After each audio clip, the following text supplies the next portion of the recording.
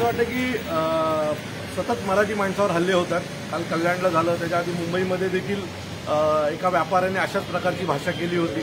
नालासोपारामध्ये अशी घटना घडलेली आहे। तर मला असं वाटतं की ह्या सगळ्यांना निवडणुकीनंतर माज आलाय आणि यांचा माज आता उतरवण्याची गरज आहे। जरी मराठी माणूस निवडणुकीत मनसेच्या सोबत राहिला नसेल तरी हा मराठी माणूस या मराठी माणसासमोर महाराष्ट्र नवनिर्माण सेना नेहमी सोबत आहे। याच्या पुढे अशी कुठलीही घटना घडली तर महाराष्ट्र नवनिर्माण सेना त्यांना त्याच पद्धतीने उत्तर देईल। खरं तर कालच्या घटनेनंतर आमचे महाराष्ट्र सैनिक तयारीतच होते। सरकारने यात हस्तक्षेप केला पाहिजे। सरकार बदलल्यापासून किंवा नवीन सरकार आल्यापासून या घटना वाढत चाललेल्या आहेत आणि हे महाराष्ट्राच्या आणि मराठी माणसाच्या दृष्टीने योग्य नाहीये। सो जर या घटना थांबल्या नाहीत तर महाराष्ट्र नवनिर्माण सेनेच्या रागाला सामोरे जावं लागेल। खरं तर अधिवेशन चालू आहे।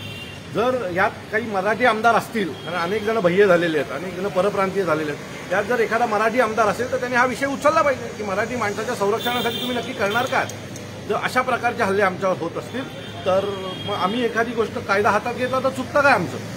मला वाटतं या सगळ्याच्या बाबतीत एखादा कायदा करावा आणि मराठी माणसाच्या बाबतीत जर अशा प्रकारची घटना या महाराष्ट्रात होणार असेल तर त्याला जशाचं तसंच उत्तर दिलं पाहिजे। कायद्याने देखील या सगळ्यांना आवर घातला पाहिजे, नाहीतर यांना आवर घालायला महाराष्ट्र नवनिर्माण सेना बसलीच आहे। तुम्ही आम्हाला झाडू मारायला ठेवणार असाल तर ह्या महाराष्ट्रात जर राजसाहेबांनी या सर्व परप्रांतीयांवर झाडू फेरली तर काय चुकतं ना। त्यावेळेला आपल्याकडचे जे काही सोकॉल्ड नेते आहेत, स्वतःला भारतीय समजतात आणि अनेक स्वतःला उपमा देतात, त्या सगळ्या नेत्यांना माझा प्रश्न आहे, ज्यावेळेला मराठी माणसांवर हल्ले होतात तेव्हा होता हात पुढे हो तुम्ही। कालपासून कोण नेता बोलला या विषयावर? महाराष्ट्र सैनिक सोडल्यात किंवा मनसेचे पदाधिकारी सोडल्यात याच्यासाठी पुढे यायला हे लोक घाबरत आहेत, कारण यांची वोट बँक आहे आणि वोट बँक तुटू नये म्हणून हे मराठी माणसाला तुच्छ समजतात। तो मला असं वाटतं की याच्या बाबतीमध्ये योग्य तो निर्णय व्हावा, नाहीतर याच्या पुढे महाराष्ट्र सैनिकांनी कायदा हातात घेतला तर आमच्यावर गुन्हे दाखल करतात। ज्या मराठी माणसावर हल्ला झाला तो त्यांच्या घरातली भांडणं सोडायला गेला होता ना, तो दोघांवर गुन्हे दाखल करण्याचा काय अर्थ आहे?